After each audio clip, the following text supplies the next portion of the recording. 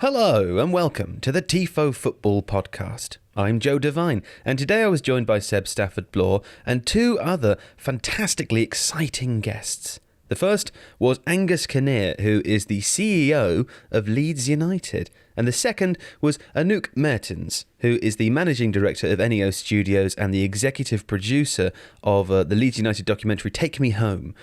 We discussed with our guests today series two episodes that cover Leeds' promotion season. So it's very exciting. Both of these people have very complicated jobs, and it was very interesting to talk to them about their roles and what they do on a day-to-day basis, how you go about making a documentary like this with so much footage and I suppose so many moments to have to stop and reassess narratives and all the rest of it. So from a creative perspective, it's a fascinating conversation.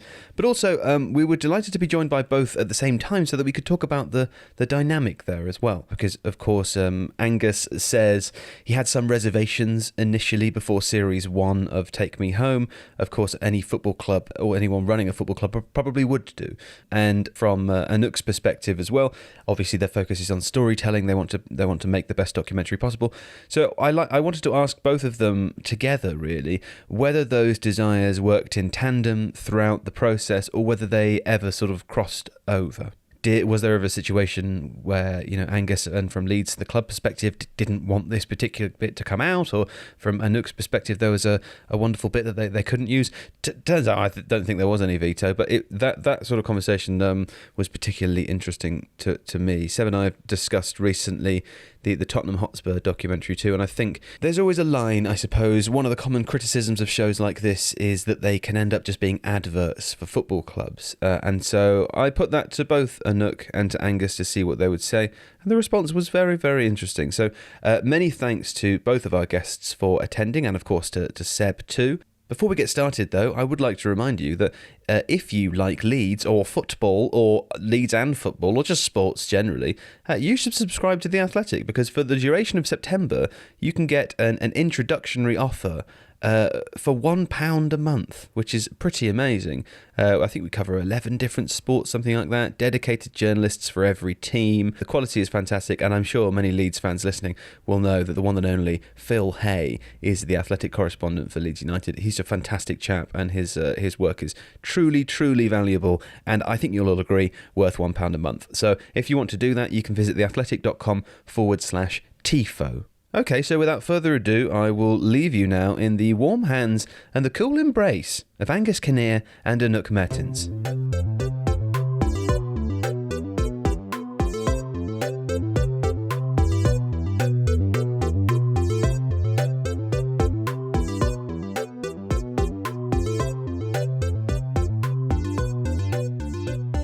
Anouk, I'd like to ask you first, if I might, because I think it's a very big undertaking when you have a camera crew, follow a group of people around for such a long period of time. I imagine there's an awful lot of footage, an awful lot of editing, an awful lot of conversations about narrative, and as you're recording something which is live, I imagine that also changes throughout the year. So I really want to ask you, when you are thinking about creating something like this, how does it work from that editing standpoint? How do you begin the project before it starts, and what sort of things do you try to put in place to plan for the upcoming year? Before you get started, obviously you think about the characters and story that you can tell, and it's in every production that you start, and also it's no different than that we did with Leeds. Where is the story in this one? Who do we need to follow? How many people do we need to follow? And you start planning based on that. Specifically for Leeds, what we did is we looked for a local partner that had people on the ground close to the club, that understand the club, the city, know the fans, which was really valuable, I think, in this process. And then you start to plan accordingly on match days, non-match days. How many camera crews do you need?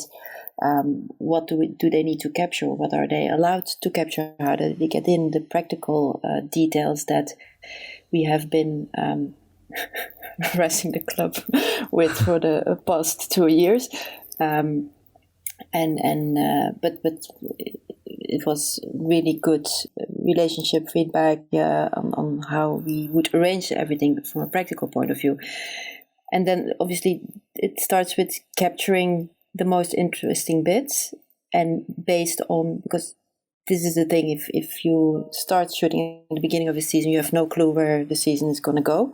You'll have some ideas on who to follow and who you think will be best to tell a story throughout the season, but you don't know where the season is going. So you adjust accordingly, capture any unexpected things that are happening during that season. So you need to be on your toes. You need to have that constant eye on what is happening. Also have a close relationship with the club, be informed on what's happening within the club, behind those closed doors, that we could assess. Does it make sense to include that in the story or not?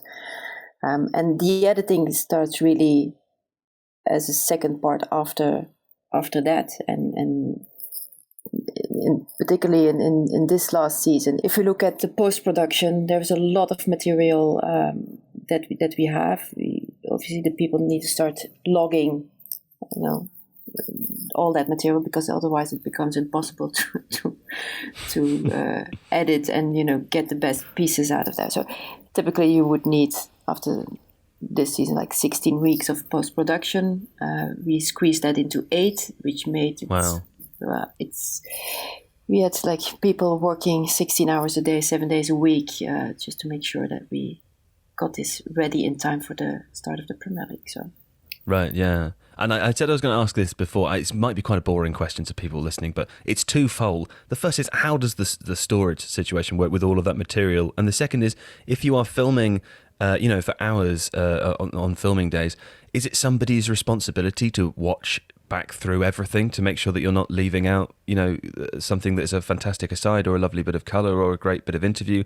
Or do you just accept that it's maybe not possible for one team of people to watch every minute of footage that has been recorded? Everybody involved in the project has responsibility when they start shooting, obviously logging what they have shot. And that's also the role of the director that we had, is to make sure that he constantly had an overview of who was shooting what, keeping a very good log of that, and then make sure that we know where we would find the right bits and pieces that would fit the stories. So it's an important role for the director to oversee that and make sure that we don't miss anything. And I think he has done a great job on that.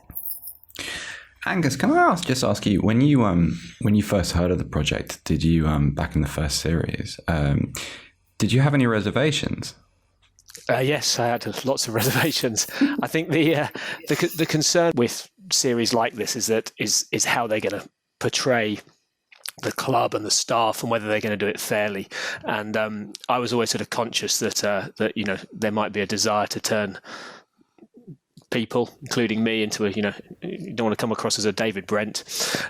You don't want the club to be ridiculed, because I know that makes good viewing.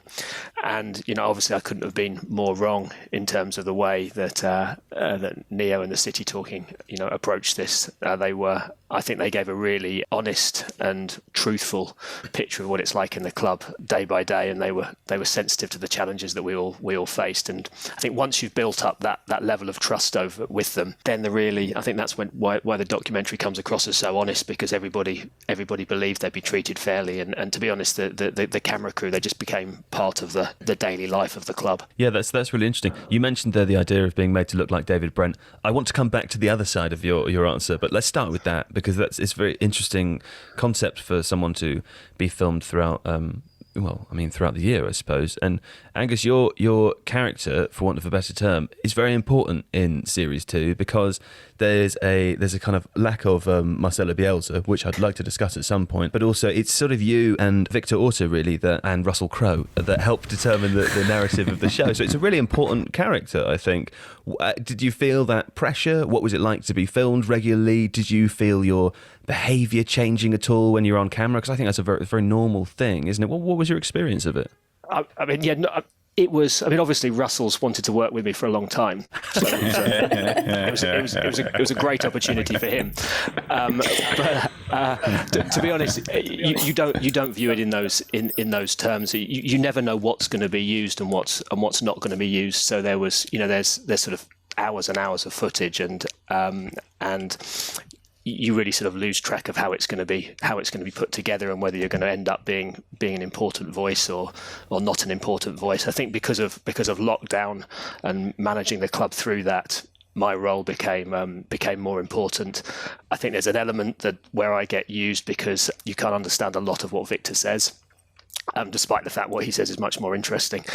I don't think it changed. I think it caught us in moments, and I think in some of the sort of pieces to camera, it's really just me, almost chatting as I would to a friend or a colleague through what's happening. And I think that's why the results, that's why the supporters are enjoying the results. Angus, a bit of a speculative question, but do you think football's attitude towards this style of documentary is changing? Because for a long time, when you talked about behind the scenes anything in football, everyone imagined either an impossible job or Orient Club for a fiver, and could only kind of envisage a worst case scenario where they, the David Brent situation which you outlined.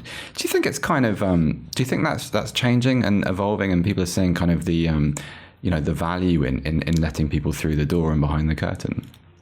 I think we certainly did. I think one of the challenges that we had as a club is that we've had, or the supporters have endured, 20 years of very mediocre ownership, and when Andrea became custodian of the club, I think they feared the same. An Italian guy, an entrepreneur coming in with no connection to the club previously. I think what the documentary was able to do for the club was it was able to show people just at the most base level. It showed the supporters that we cared. We don't get everything right. We've got lots of things wrong, in fact. But I think the overwhelming response for the supporters was that they had a group of people at the club who cared as much for the success as they did. In terms of how the club's developing, that pillar is the trust that I think we've developed with the fan base, and the fact that they've been able to see that firsthand through the documentary has been one of the pillars that has got Leeds United back to where we believe it belongs. And that was always our objective, was to create a sense of unity between the board, the players, the coaching staff and the supporters, and that hasn't existed at Leeds United. And we felt if we could get that unity back, there was really no limit to the ambitions for the club. I was surprised because I think the documentary's actually played a bigger role in that than I thought it would, because I think it's made the supporters realise how hard everybody's working here, and that even when we're not getting things right, when we've failed in the playoffs, it wasn't for lack of endeavour or intent or commitment. That really comes across as well, Angus, from watching the couple of episodes. I think some of my favourite shots were during games, during the lockdown when there are no fans. That there's a sort of that it looks like the documentary team lean on you and Victor Orta to show the passion when a goal goes in. Which, to be honest, even if Victor was there and there were 10,000 fans, I still think he seems to be shouting louder than everybody else. Anouk, can I ask you then, because you mentioned before, like characters, picking people beforehand.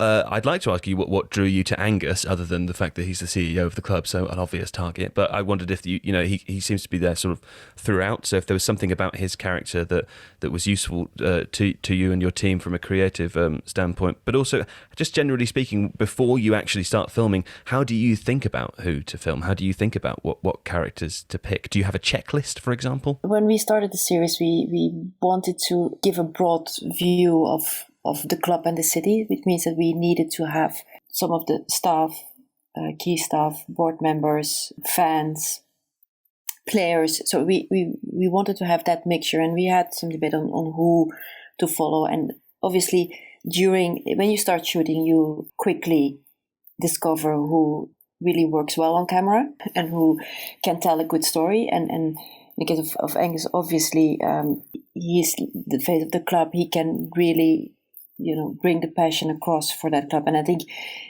all of the characters that are featured within the documentary share that same passion. If you talk about Victor and the feedback that we had from a production point of view, also from the platform, as from some fans saying, well, looking at it from the outside, we didn't really always saw the passion that was there, whether it being Angus or Victor or Andrea or anybody else within the club. You have given us that view, and that really transforms the way that you look at the club. Really, that inside look make you feel involved, and even though not everything goes right, at least you understand and you appreciate the effort being done. And how difficult the ending was in last season, it was also, I think, personally, from a documentary point of view, it was a very beautiful ending. It was painful for the fans and for everybody. Well, I'm glad it worked for you, Anouk.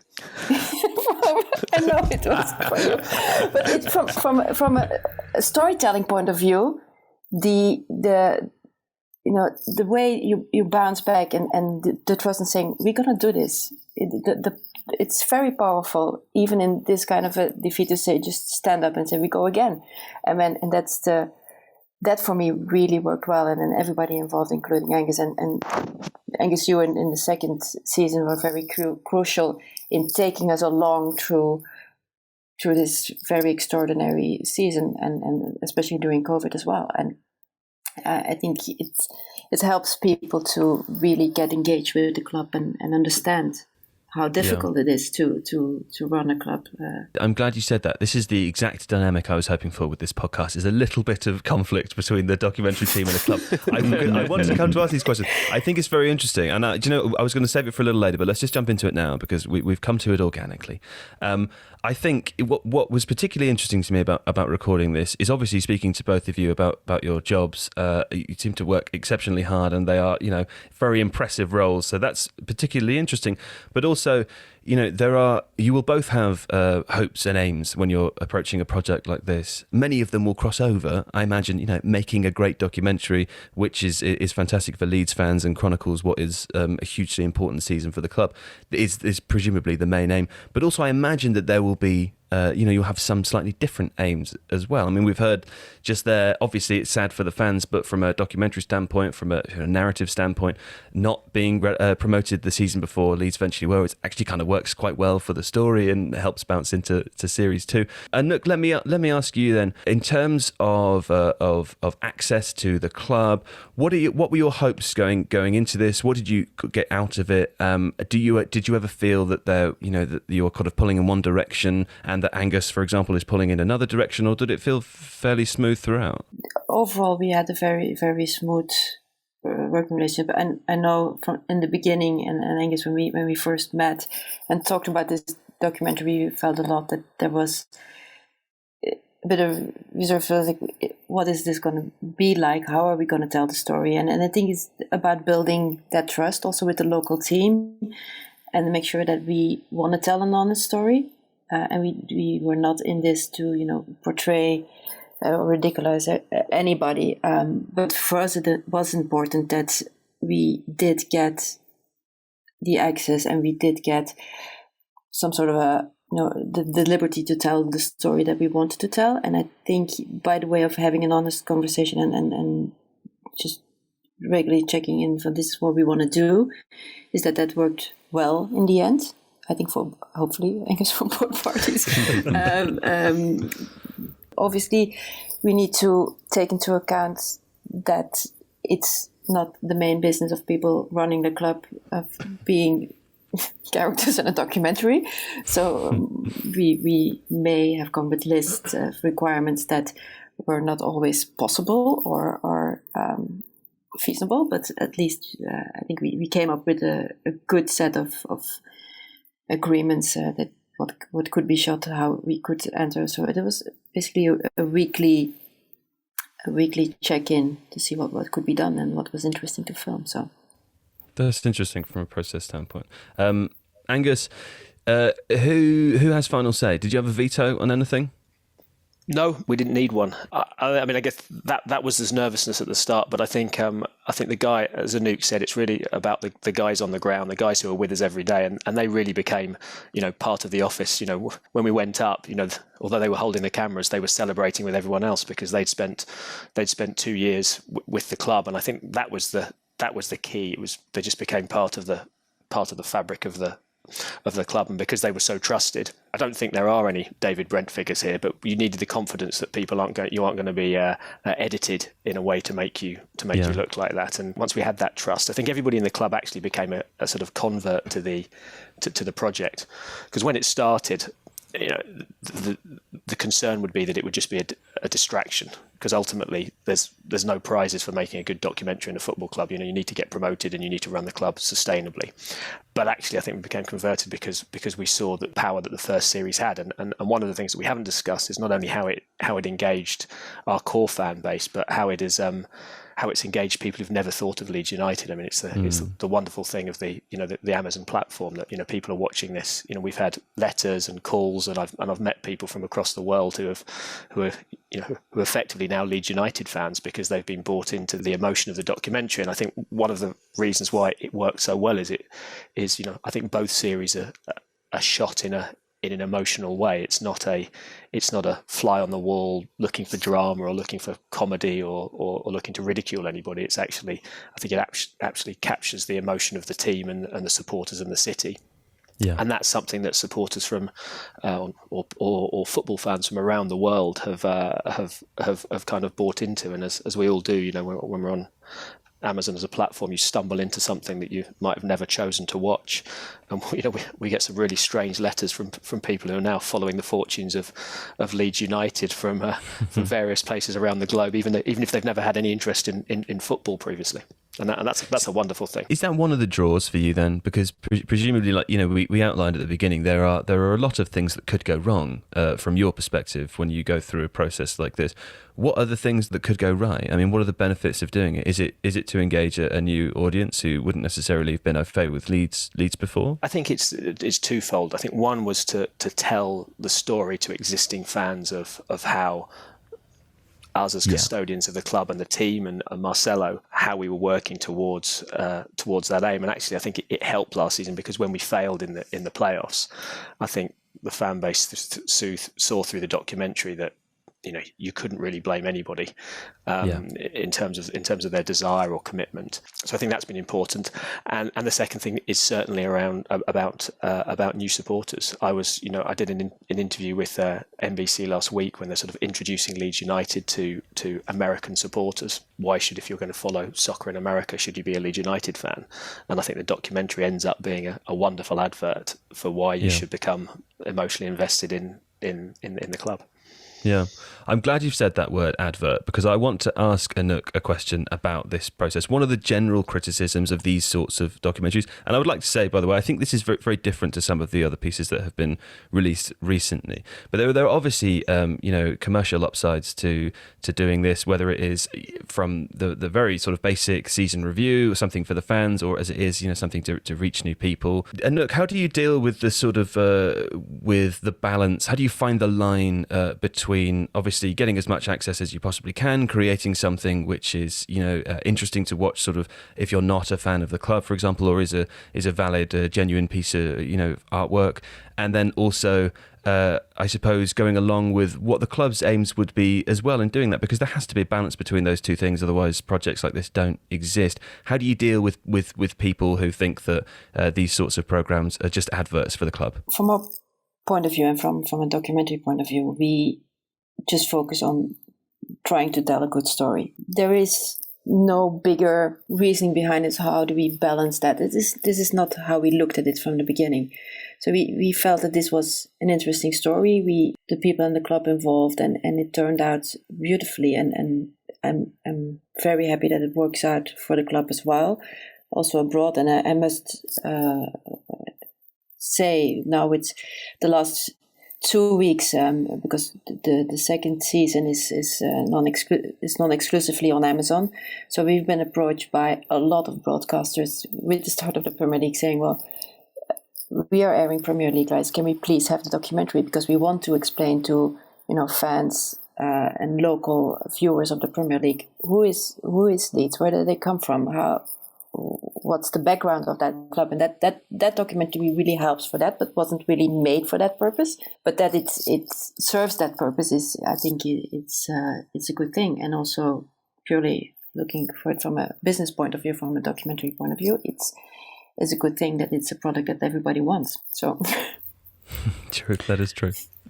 Angus, football players, a football player's career is quite a sort of a risk-averse enterprise.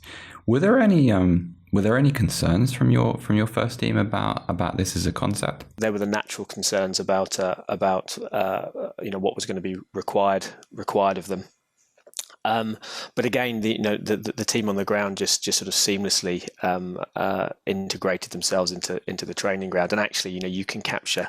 The key is to be there regularly and almost permanently, so you can capture the moments as they happen. So rather than it becoming a labour for the players and saying, oh, you've got to go sit down and speak to the camera crew for an hour, and we need a big interview from you. They were caught in bits of 30 seconds, a minute. Sit down as you come back from training, and I think that's the way they like to work, and I think that also makes it. That also makes it more natural. I think obviously Marcelo was more reluctant, but I actually think the end product almost captures Marcelo perfectly, because he comes across as this sort of a lone kind of eccentric sort of remote character who's an enigma, which is exactly what he is. So I think his sort of fleeting appearances actually lend itself to exactly what is the sort of mystery of the man, if you know him. I was going to say that, actually, having watched it at the beginning, I was kind of disappointed that there wasn't more. And then I realised every time Marcelo Bielsa did appear, it was to sort of do some wistful voiceover about the social fabric in Leeds. And it was at the perfect moment in the interview. And I sort of felt, it had more levity because he wasn't there the whole time. At the end of the second episode, when he's hugging the players after promotion, I think you get a lot without actually very much of him screen time wise. I did want to ask you about his attitude towards it, though, and you kind of explained it there in your answer. So from your perspective, were you worried at all at the beginning of the first series that Bielsa, who has a kind of reputation for being an exacting character and sometimes sort of leaving clubs very abruptly, were you worried at all that he just might leave? Not in this one. I think it was very clear that we couldn't do anything which would impinge on what he saw as the team's technical preparation, and we didn't do that. And it's a very different feel from the Spurs documentary, where Mourinho has clearly been made the star, and it's all about him. It's kind of refreshing to watch this after having watched that, by the way, for that very reason. I don't think we'd ever get Marcelo to do that in any way. But I think it is, for me, the reaction that he had with the players at the end, and I'm a guy who deals with him every day. That was as surprising to me as it was to the viewers, and right. I think that's why it captures it well, because I didn't even if you'd have asked me before, I wouldn't have thought he'd have turned up. Yeah. For the celebration at the ground. And it's a really lovely moment. And that's just truly natural. And here's this guy who is very remote. He's not. He's pulling the strings at a very high level, and he's not involved with the players. With long conversations day by day. He's very, very selective about the moments he spends. He spends times with them and how he interacts. And I think the documentary really captured that, and I also think there's very few people in football who can talk so eloquently about the link between a football club and the social fabric of a city, and he does that in such a credible and personal way that I think that adds another dynamic to it. I think your old school English managers perhaps don't view the role of football quite as philosophically. Yeah. What's he actually like to work with on a day-to-day basis, Angus? He's uniquely challenging.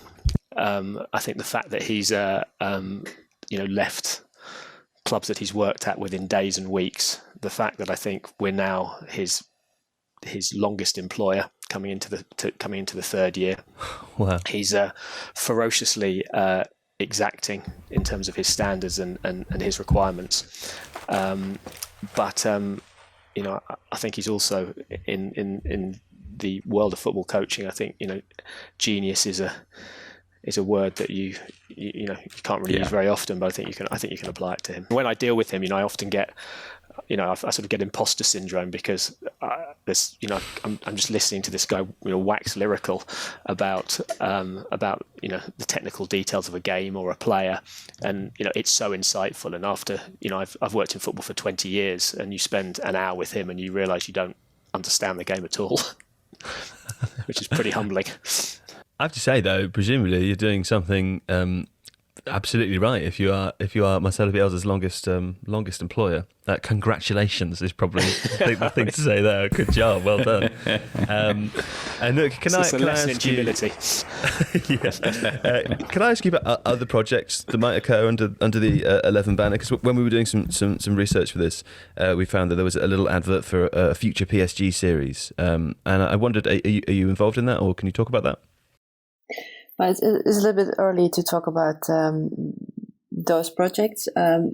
With Tifo Studios and 11, we are looking and starting up sports-related documentaries, not only in football. So we are ramping up to do a sumo documentary really soon. Right, yeah. So it's completely different, but also we have some great characters in Japan telling the really insides of that sumo world, which is, I think, to an international audience interesting as well. We are looking at a documentary on Extreme E, which we are pre-producing now.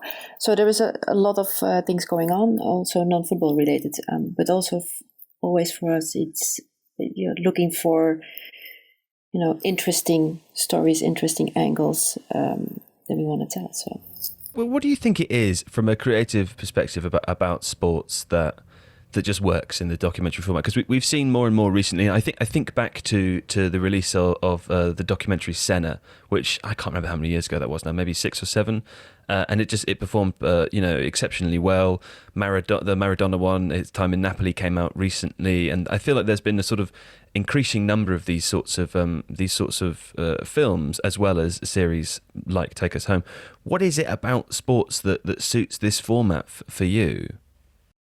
Well, I think in any sport, and people that love a club or love a sport really engage with live content, and we see that across, obviously being part of 11 Sports, where everything is about live content. You see a lot of engagement around that, but what is lacking is the insights and behind that live world. So how does this work? Who are those people? How does this even sport works? Or what are the challenges? What are the setbacks, the victories, that kind of thing?